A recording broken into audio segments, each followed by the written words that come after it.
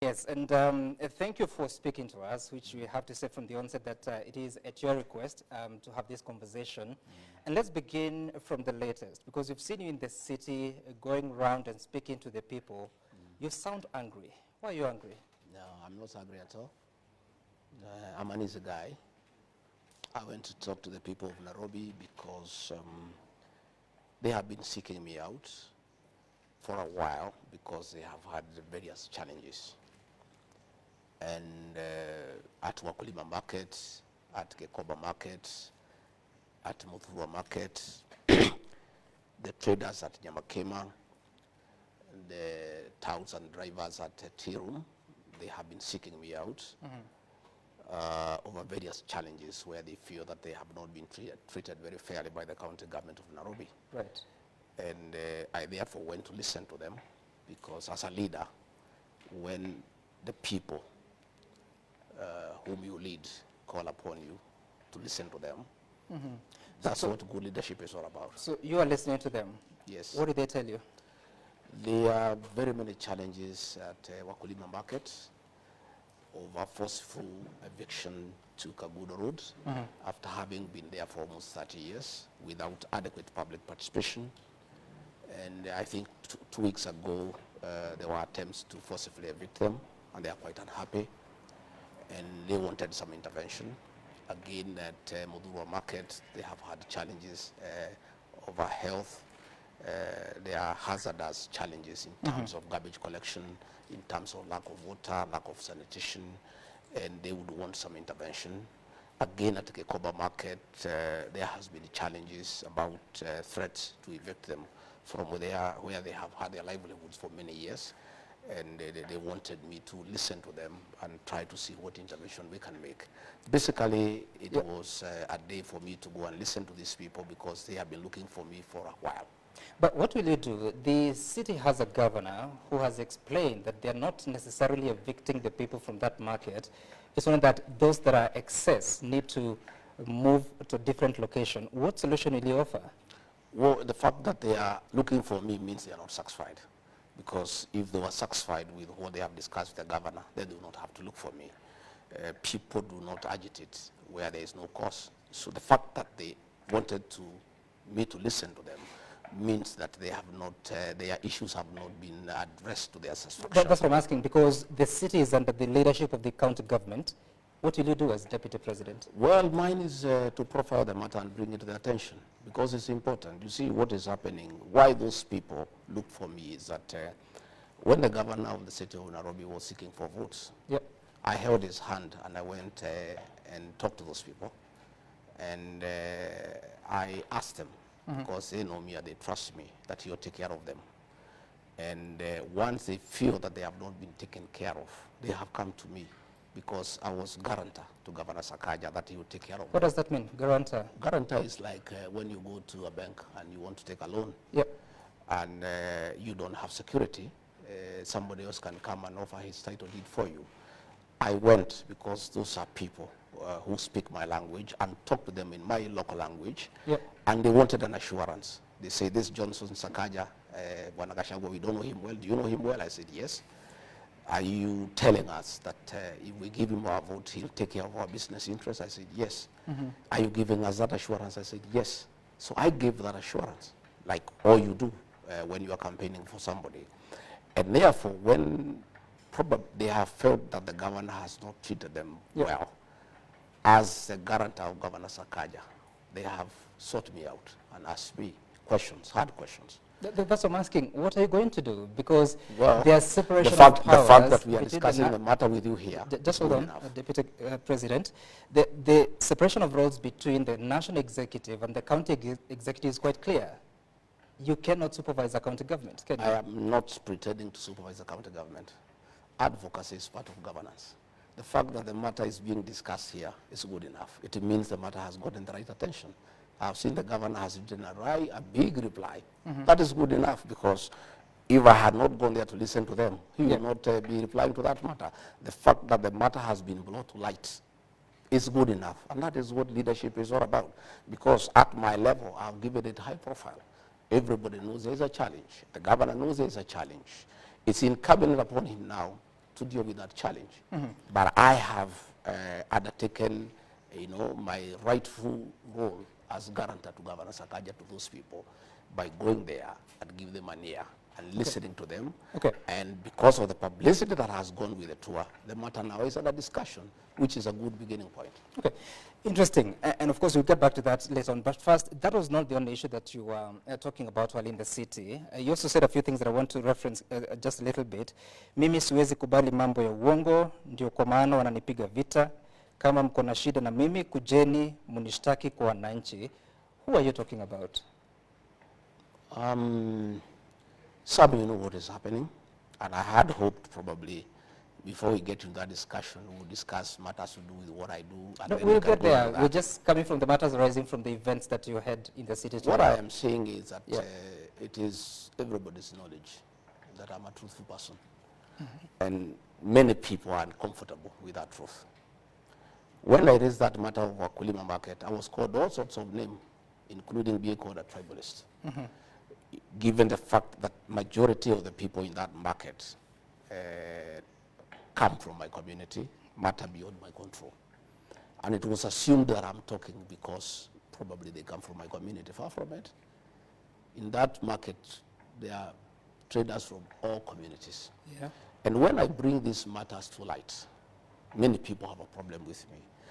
And the fact that I insist all the time that we honor pre-election pledges. There are things that we promise the people. We went there with Governor Sakaja and promised the people of that market that under our administration, their business can only flourish. It cannot become worse. We agreed that our administration will never oversee demolitions and evictions. Those traders were being evicted there about 10 years ago in a very brutal manner. And I talked about it. And many people are uncomfortable with that. And what I'm saying is that anybody who has a problem with my conduct, you go and report me to my employer. My employer are the people of Kenya. These are the people who employed me. Go to them and say, well, regarding Gachagua, Deputy President, is becoming a nuisance. He's complaining that you people are being harassed. We want to report him to you and ask him to shut up. And he shouldn't keep on bickering and saying that you people are being mistreated. That's what I was saying. Those are my employers. You go and report me to them. You said that the people that trade in Wakulima market are not necessarily from one community. But then again, in some of those instances, you spoke in your mother tongue, yes, Kikuyu. I did. And some are using that to say that you're being a tribal leader. I did. I spoke in my mother tongue. When I looked for votes for Governor Sakaja, I spoke in mother tongue. He didn't have a complaint. He was quite happy. He was all smiles. You see, some communication is not what you say, it's being understood. You talk to a people, to a language that they understand better.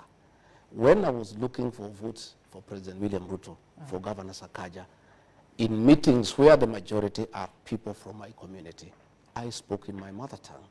I don't know why people are having a problem now that elections have been won. When I speak to people in the language I used to speak to them when we were looking for votes. What was good then is still good today. But that time you were not deputy president. Now you are a national office. The but president, that does not... just hold on. The president is a symbol of authority. I mean, a symbol of unity in the country. You are the deputy president, principal assistant. Maybe would be held to the same standard. Does it not bother your conscience? Not at all, because the fact that I'm deputy president does not diminish my heritage and where I come from and my language. My language still remains intact. And Sam, let me tell you, communication is about being understood. It doesn't matter what language you speak. You speak the language that people understand. Even if more than 40 communities of the Republic do not understand what you say. But they were not in that meeting. But they're hearing but the people you are addressing, we were addressing specific issues in Wakulima market. Those issues are specific to those people. You talk to them the language that they understand most, so that you agree. You've just told me that the Wakulima market is not just the Kikuyu community. There are other communities that trade there. I spoke 70% in Swahili. Yeah. And 30% I spoke in Kikuyu because the majority asked me to speak in Kikuyu. We have some mothers there who don't understand Kiswahili properly. We have some old men who have lived there in that market who have not lived in that market for a long time. And they told me, our son, we want to hear what are you telling us? What assurance are you giving us? And when I went there, I talked to them in my mother tongue for them to vote for Governor Sakaja. It cannot be when they are crying, when they are complaining. I cannot talk the same language. Okay. I talked to them when I was appealing to them to vote for him. You said, wale wanaopanga hii upuzi wasiharibu hii Kenya. Hii Kenya imekuwa na matatizo mengi, wakijaribu hiyo maneno, Wakenya hawatakubali. What is being organized? Nini inapangwa? You know there are many schemes that are going on every day. You have seen meetings. You have seen meetings of trying to divide the people of Mount Kenya region. You have seen meetings of undermining the deputy president. You have seen people being caught and being offered money to impeach the deputy president, to remove him from office, and all that nonsense that is going on. And I was saying, you see, some I'm elected by the people. And I asked the people directly whether they have a problem with my leadership. And they said they don't have. I drew my mandate directly from the people. And what I was saying, anybody who has a problem with my leadership, anybody who has a problem with my conduct, has every business to talk to my employer, the people of Kenya. Okay. Those are the people who make decisions over my conduct. Those are the people who can appraise my performance. Those are the people who can give an opinion as to what they think I'm doing, whether it's right or wrong. Okay, you're saying that people have been offered money to remove you from office. How so? It's the worst kept secret in Kenya. I leave it at that. No, but you're talking about it. How much money has been offered? Well, it's neither here nor there. No, it is. I think let's go for more informative discussion. No, we will get there, Deputy President. We just want to dispense with this because you're the one who is saying it, that people are being offered money. Indeed, that's a crime, isn't it? Yes, of course it's a crime. So who's offering the money? You know. No, I don't know. You get to know. I don't know, Deputy President. You get to know. These things will come out as in the fullness of time.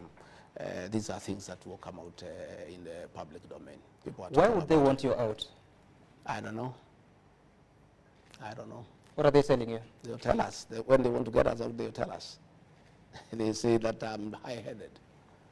Yeah, that I am too people-centered. You know, that I'm listening to people too much. You know, that I am asking people to listen to what Kenyans are saying. I don't think it's a crime. I think leadership is about the people. And for you to be a good leader, you need to listen to the people. And I keep on listening to the people myself. And I keep on asking leaders, my fellow leaders, to listen to the people. And I'll continue listening to the people.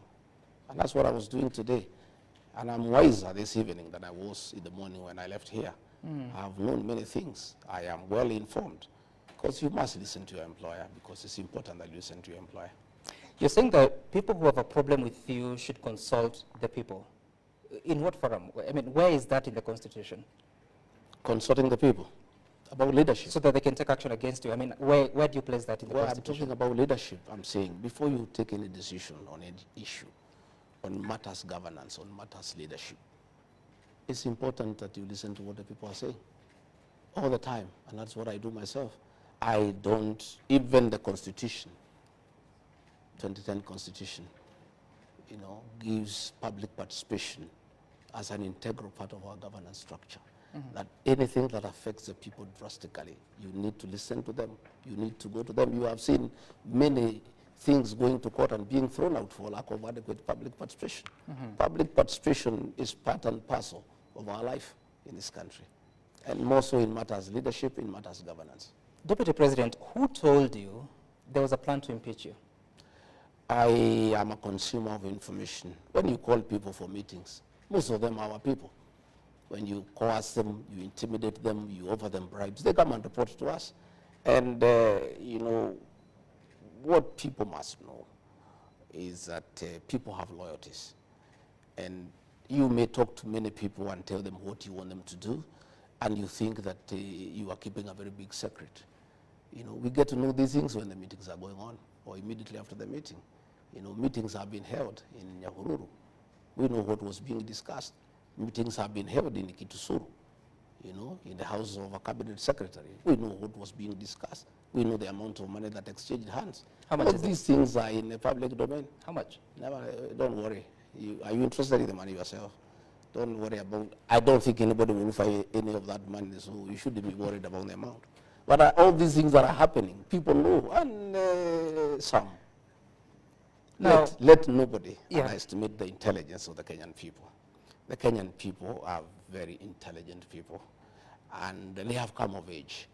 And as I listen to people today, even when I was going to explain to them what is happening, they don't know, don't even bother. We know.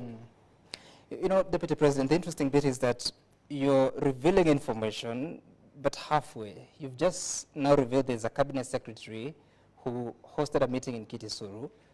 Who hosted the other meetings? Who organized them? Some have told you. You have seen the meetings yourself. I've just told you what was being discussed inside those meetings.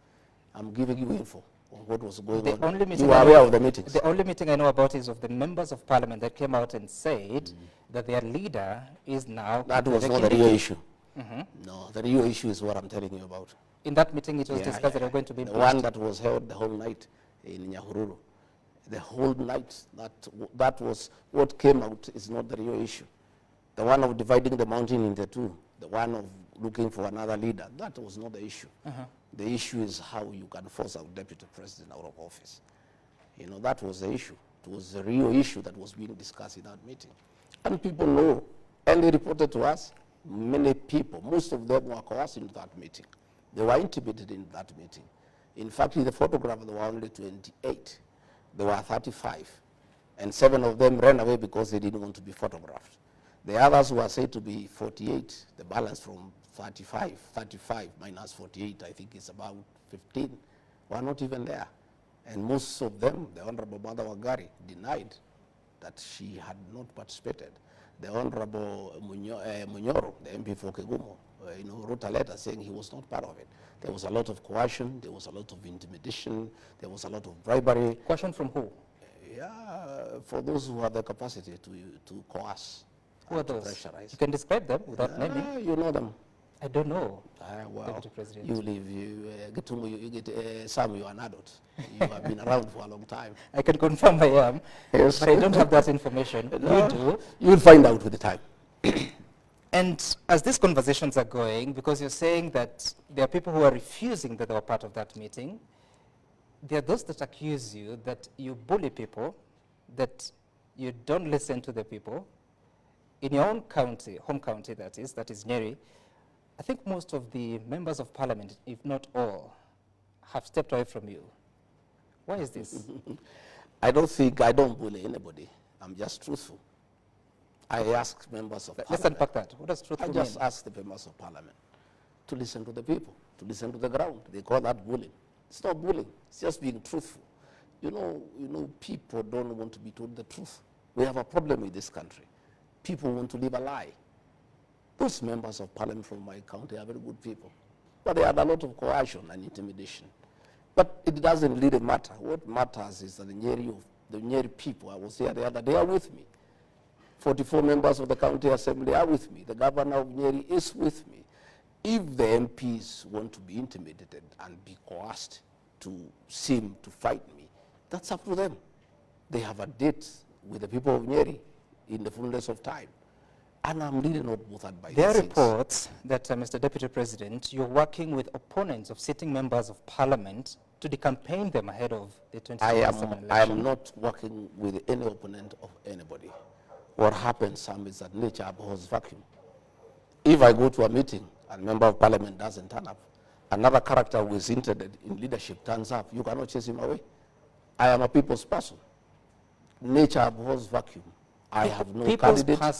I have no candidate. I have not looked for anybody to campaign anybody. What I cannot do, for sure, when I go around the country, I cannot stop Kenyans to accompany me to wherever I am going.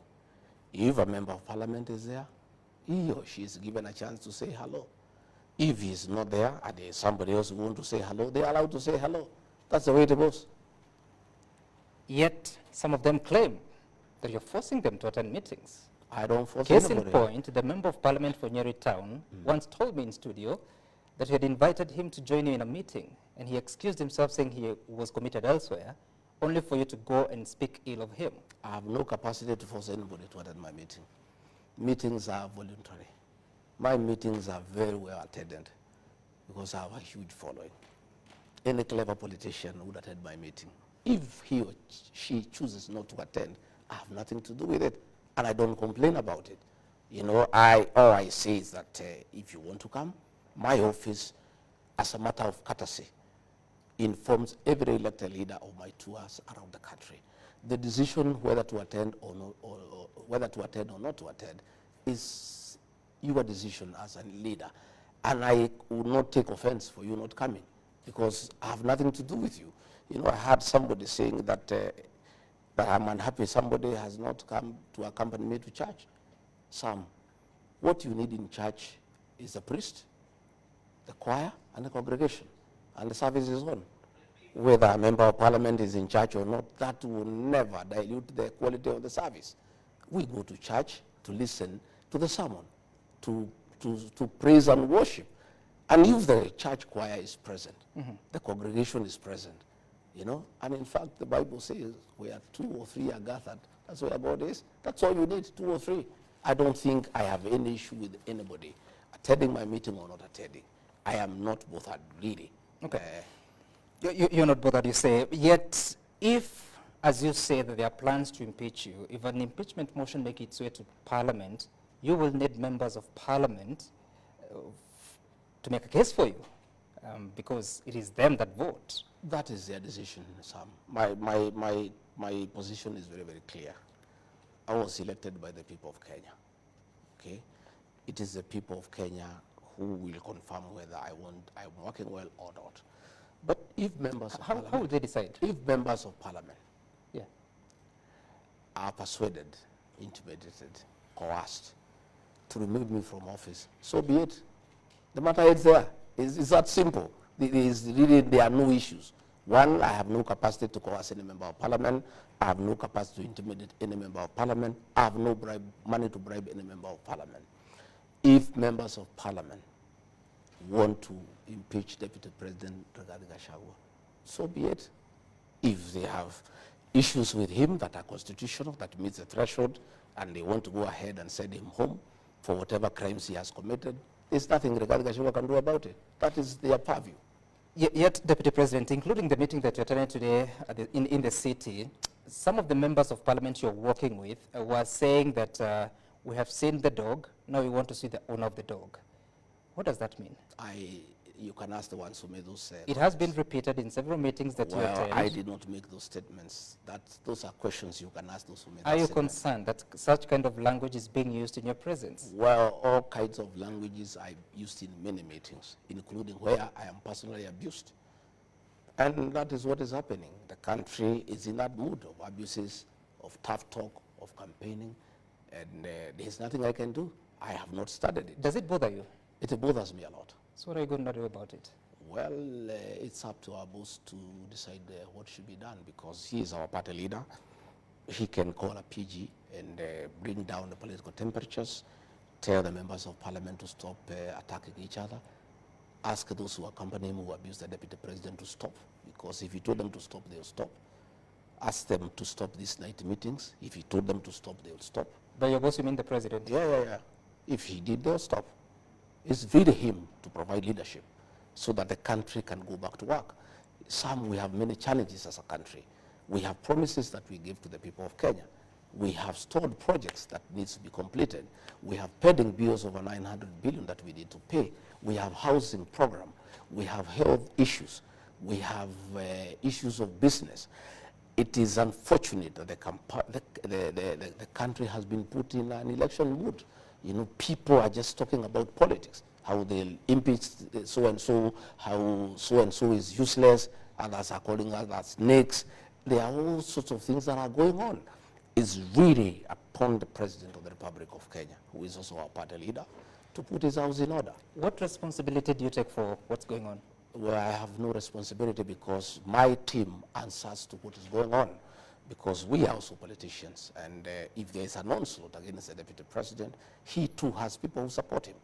If you abuse him in meetings, the team that supports him will also answer. That's what happens, because they cannot just keep quiet. So it's upon our boss, President William Ruto, to call his house to order. Have you spoken to the president? Yes, I've talked to the president several times. And I've asked him to call his house to order. Yeah, he's here to do it, and I trust he'll do it, because the atmosphere we are having, the environment we are having in the country is toxic. Kenyans are very unhappy about what is going on. How can people be meeting possibly at this time to discuss how to impeach a deputy president when the country needs a lot of work to be done, when we have roads that have stalled for years, when we have people who cannot pay hospital bills, when we have challenges of water, when we have issues of a good business environment? How insensitive can we be to the Kenyan public that we can sit to discuss on how to dispose of a deputy president who is in office when there are very many issues of very great concern to the people of Kenya? I would rather, if it were possible, all of us to agree to go back to factory settings and be very fair to the people of Kenya. We were just elected 2 years ago. We have not delivered on the promises that we give the people of Kenya. Yet we are back there now saying so-and-so is bad, talking about 2027. Even some people had started talking about 2032. People are looking for running mates. People are saying Gachagua will not be this, so-and-so will be this, so-and-so can join with the so-and-so. I mean, it's very unfair to the people of Kenya. It's extremely insensitive. And I would rather, if it is possible, our boss, President William Ruto, to call his house to order. Okay. Because if he called his house to order very decisively, this house will get into order and people can go back to work and everybody can do his work. Everybody has our work is well spread out. The president has his job to do. I have a job to assist him to deliver on the mandate.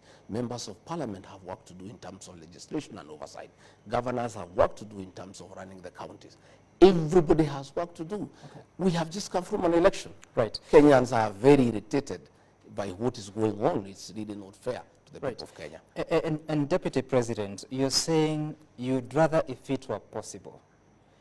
For how long have you been trying to speak to the president to put the house in order? I don't want to go into the issue of discussing my boss, the president, but I have told you I've raised the matter with him. I would rather we leave it there. I believe in the fullness of time, he'll appraise himself on the situation that is in the country. But you also expressed doubt when you say you'd rather if it were possible. Yeah. I have asked him to put his house in order. So I believe he'll put his house in order, because what is going on is not sustainable. It is not right. It is very insulting to the people of Kenya, really, to get the country into the kind of toxic politics that is going on, the kind of insults on the altar that are going on, the kind of disrespect to the deputy president who is elected by the people of Kenya, in front of the president, in front of the churchgoers. What is going on is very, very unhealthy. It is not right, and it should come to an end. Okay. And as you say that, so how is your relationship with the president? My relationship with the president is okay. We have got a good working relationship. What does that mean? We work well. But you're asking him to do something because your career is on the line here, and it's not happening. My career is not on the line. By the way, Sam, those things don't bother me. I'm a very simple guy. I just came here the other day. For 57 years, I was there doing well. If today members of parliament and senate decided that I go home, my home is a few meters from here. My clothes here will not even fit in a pickup. I just take and leave. It's not that. It's about the people of Kenya. It's not about impeaching Rigathi Gachagua. If your relationship is what it will do to the country in terms of political stability.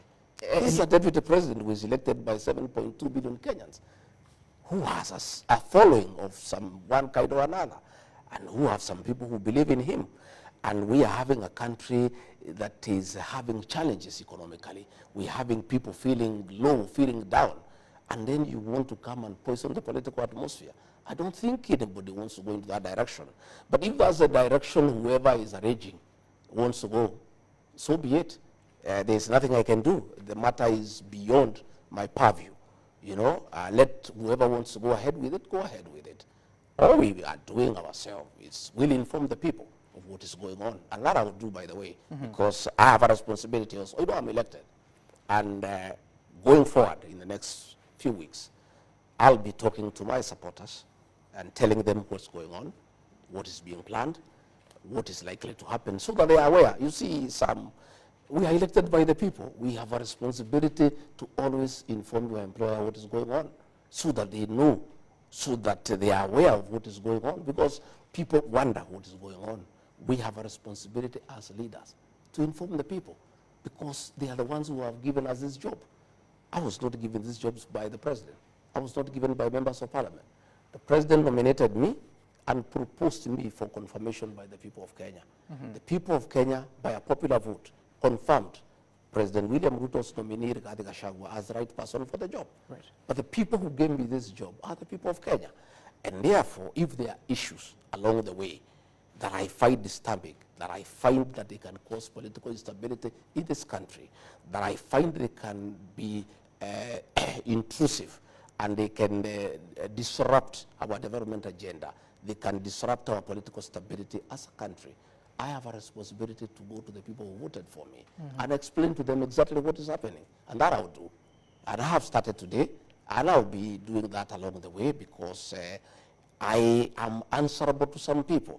I cannot just sit here in Karen. Meetings are going on at night. You know, people are being intimidated, people are being coerced, you know, to disrupt, you know, my term, to stop me from doing my work.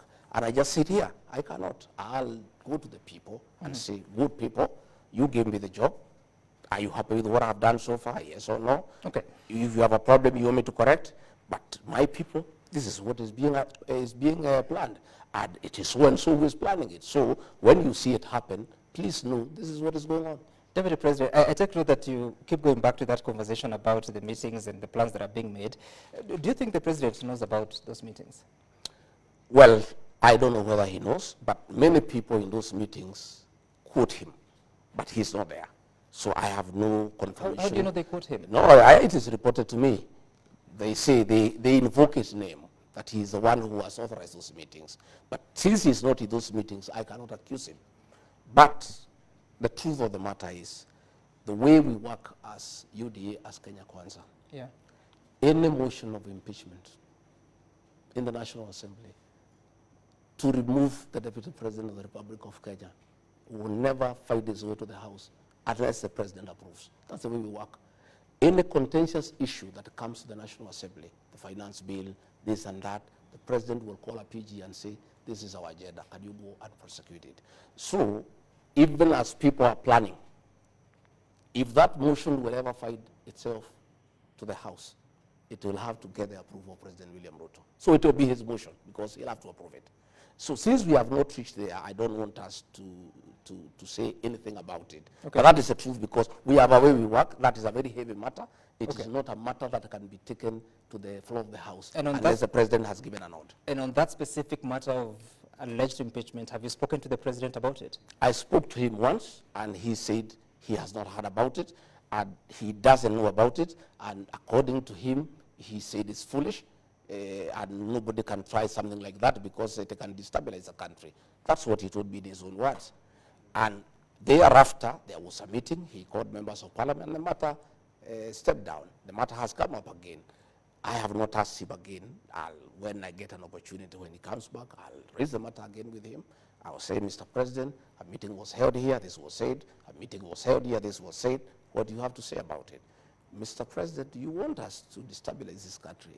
Are you part of it? What they are saying, the President will pronounce himself on the matter. But I want to say that there is no motion of impeachment against the Deputy President of the Republic of Kenya that can find itself on the floor of the House unless the President of the Republic of Kenya gives a nod. Okay. And again, even if it was to go there, nobody else has the capacity to push it through. It's only the President himself. There is nobody else who can. Getting 233 members of parliament, it's only him who can push it through. But that's another discussion for another day. Don't you think that's a problem? Because the Constitution of Kenya has separation of powers between the executive, the judiciary, and the legislature. Are you admitting that Parliament is controlled by the President? What I'm saying in Mata Kenya Kwanza, UDA, serious contentious decisions are agreed in a PG convened by the President. You saw the finance bill, he's the one who was driving it. So that tells you the way our PG works. Anything contentious, anything with serious national implications will have to get the nod of the President. And I understand the political party democracy, but are you comfortable that a House business must get a nod from the President, including a clause on oversighting the Deputy President, in this case, invoking Article 150 Well, of the that is the Constitution? reality of our Kenyan politics. Do you see a problem there? That is the reality, that all major decisions, all legislative agenda for our administration that needs to go to the National Assembly, the President normally does a lot of lobbying, sits with the members of Parliament, takes them through, gives the points for or against, and asks them to support.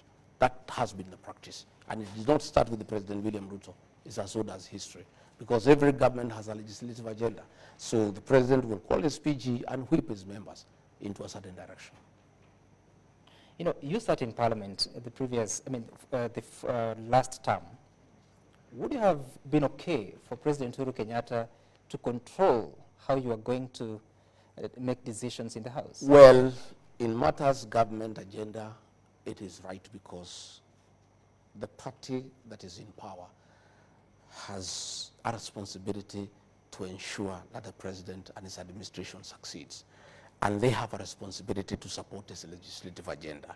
So it is important that once in a while, when there is important matters of government before the House, the President will convene a meeting and persuade his members why they need to support that legislative agenda, and he will whip them into action. There's nothing wrong with the President whipping his people in a certain direction. So when is the last time you got instructions from the President On? executing your mandate in terms of assisting him? No. I have clear duties given by the President in Executive Order number 1 of 2023. Yep. The President doesn't give me day-to-day instructions. I have many functions that I do, very many, by the way, and one of them is any other duties assigned by the President. That is the one now is on day-to-day. So when is the last time you got such kind of an assignment? I think I was in Nyeri agricultural show last Friday to represent him. I was in Mombasa the other week to represent him in the agricultural show. Those are functions assigned to me by the President on a day-to-day basis. Okay, all right. And that weekend, particularly on Sunday, you were expected at an AIPCA church event that the President was attending. Instead, we saw you at the Our Lady of Sorrows in Kirinyaga. Why didn't you show up for the other events? No, I think people talk from ignorance. There were two functions. Yes. That the President was expected to attend, one in Kirinyaga and one in Nyeri. Two functions. They were in his diary, and aligned my diary with the President's diary. And therefore, I was in Kirinyaga to receive him. When I was in Kirinyaga, I was informed that he had changed and he would attend a function in Nairobi. So I purposed to attend the one in Kirinyaga and join him in Nyeri later. But the function I attended was the Catholic Church. The Catholic Church Mass takes 2 hours and can never be interrupted. So I sat through the Mass. By the time the Mass was over, the President was already in Nyeri. Okay? So I could not leave the Mass halfway and go to Nyeri. So I decided now that the President is already in Nyeri. Even if I left Kirinyaga and tried to fly to Nyeri, I'll find he's leaving. So it will not make sense. So I decided to stay in Kirinyaga and represent him. By the way, he was the chief guest in Kirinyaga, and there was even a plaque. So I sat through, and even the presidential dais was there. I sat there through, you know. But I think some people, some mischievous people in Nyeri who works around the president, put an empty chair, knowing very well I'm in another function, and took photographs just for mischief.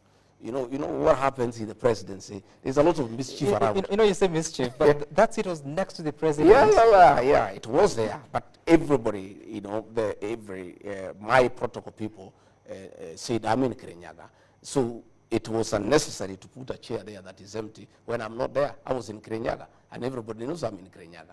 So they should have removed the chair or get somebody else who have Had you admission confirmed that you'd to sit on be it. in the Nyeri event? Yeah? Had you confirmed that you... Yes, I had confirmed I'm in Nyeri. So it is in order for them to put a chair No, there. no, but we give information that we cannot make it. The minute the president arrived, before I left Kirinyaga, it was logistically not possible for me to go to Nyeri. We have information that part of the reason why I didn't go to Nyeri is because you got intel that there are people who had been organized to heckle you. No, your intel is wrong. Nyeri is my home. Even if there was anything in Nyeri, how can I not go to my home?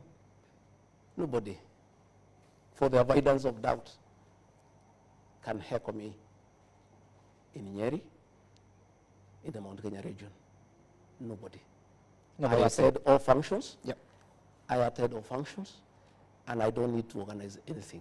Okay. So that intel you have is wrong, is mischief. I was in a function in Kirinyaga, and everybody saw me, your people are there throughout the mass.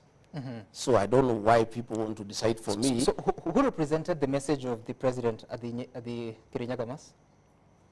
In terms of? The president's message. In terms of what? His contribution. There was no Harambe. We did not go for Harambe. What did the governor of Kirinyaga say? She said the president has given us some money, which is okay. There's no problem. Don't you think you should be the person to deliver such a message? Well, that's the decision of the president. I cannot decide for the president what he wants to do with his money. That is his money. I have no right to ask the president to give me his money to take where he wants to take it. If the president was to send Anwar Iguru to a meeting where I am with his money and not send me, that is his decision, and we must respect it. Does that show a good working relationship between the president and the I deputy? don't know. I don't read much out of it. You don't? Because I was not going for Harambe. I had not talked to the president, so he did not send me. I just went for mass and was there to receive him. But if he has decided to send somebody else with his money for a function in my presence, that's a decision the president makes. Okay. It used to happen all the time during the time of Uhuru Kenyatta. All the time that was happening, William Ruto as deputy president would be there. Somebody else would turn up with condolences and read when he's there. You know, I think these things. And there was a problem that time. If I don't know whether President William Ruto had a problem with it, I don't have a problem. He made it clear that there was a problem. If he had a problem with it, you actually spoke about it yourself. I don't have a problem with it myself. You don't have a problem with it. Okay, but you have also been missing in several functions, including even receiving the president as he came back from Germany. You have always gone to the airport to receive him. This time around, we didn't see you. We saw the Interior Cabinet Secretary. What has happened, Sam, is that I always align my diary with that of the president all the time. And as long as I am aware of his functions, I align accordingly. So sometimes, if I'm not aware, I'm not able to align because I also have my own program. What does that mean? You were not aware he's coming back? I was not aware of the time. Okay, so what has happened is that I think 2 days, I think about a week ago. Okay. I think about a week ago, we have a diary for the president, where I am there, my private secretary is there, my chief of staff is there, and all his issues are there. So we align. I think about a week ago we were removed from that diary, you know, so we are not able to follow exactly what is going on. So we are not able to align. But when we are informed of what is happening, like yesterday when I was in, I went to Lamu. Yeah. For the funeral of the deputy governor of Lamu, yep. Who is a good friend of mine, and I am also in charge of intergovernmental relations, so matters devolution are my purview. When I was there, a letter came that I am needed at Stethouse for the swearing in of the Inspector General of Police, but I was already in Lamu. Yeah. So it was not logistically possible for me to leave Lamu and attend. So when I'm aware of where the president is at what time, I'm always there. If I am not aware, then there's nothing I can do about it. All right, Mr. Deputy President, we'll be taking a short break, but you come back to that particular part that you're talking about. You no longer have the visibility of the diary, but of course you're watching the conversation with the Deputy President of the Republic of Kenya, that is Honorable Rigathi Gachagua. We'll be back shortly with this conversation on so many other issues, including the new look government and what the mandate of the Office of the Deputy President is and what he has been doing about it. Stay tuned.